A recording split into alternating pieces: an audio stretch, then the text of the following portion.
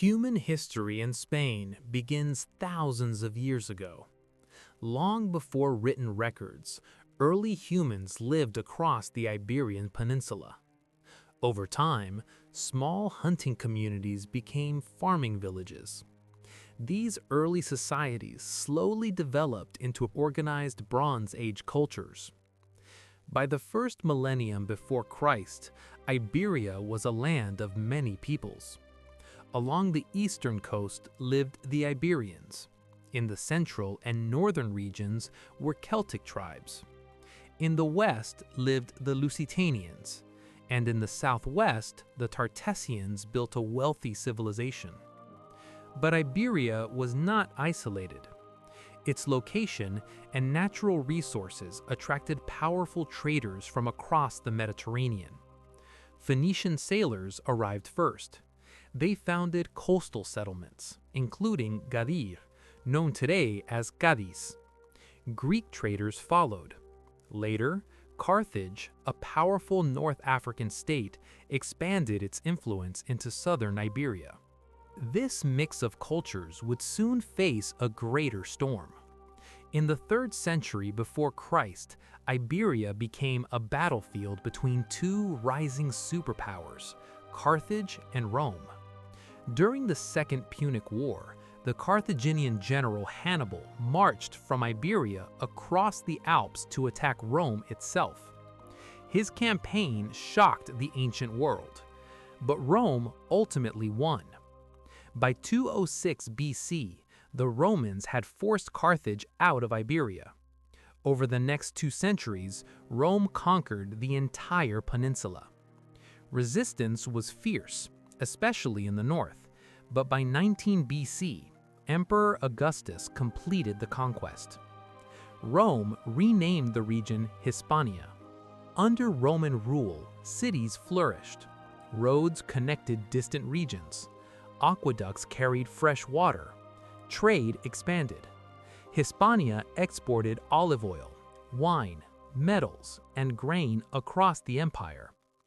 Latin became the dominant language. Roman laws shaped society. Christianity spread through the cities and countryside. Hispania even produced Roman emperors, including Trajan and Hadrian. But no empire lasts forever.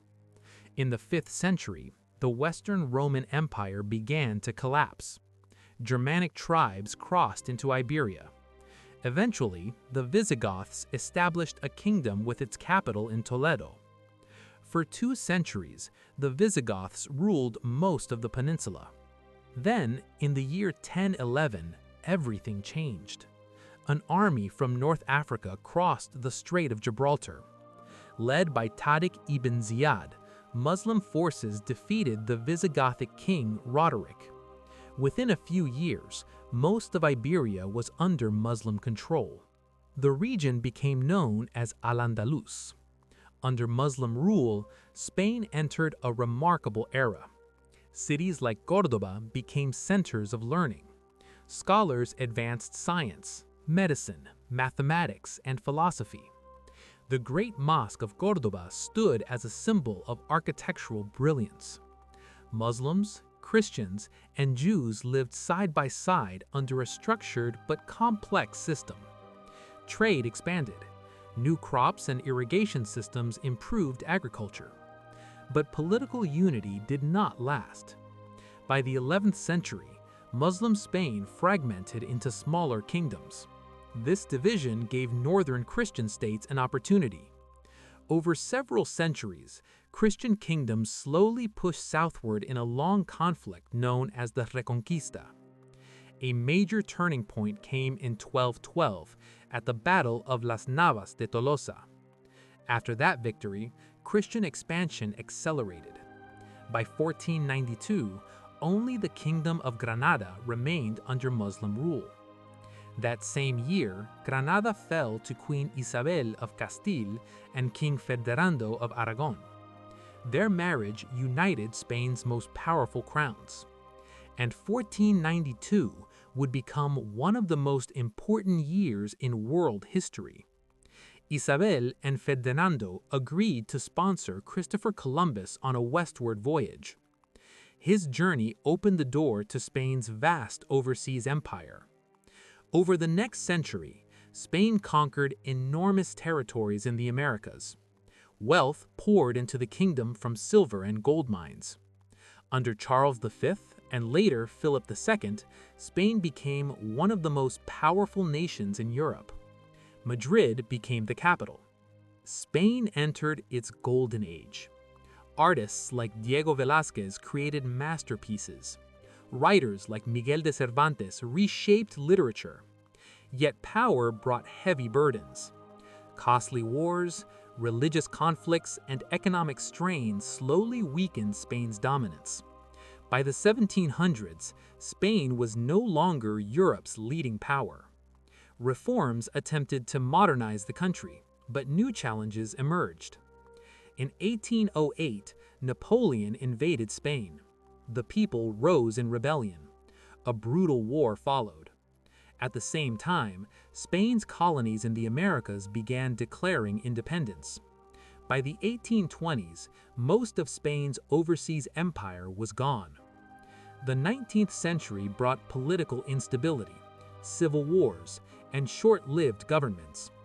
Then, in 1936, deep political divisions exploded into the Spanish Civil War. After 3 brutal years, General Franco emerged victorious. He ruled Spain as a dictator for nearly 40 decades. Political freedoms were suppressed. Regional identities were restricted. Yet during the 1950s and 1960s, economic reforms transformed Spain's economy.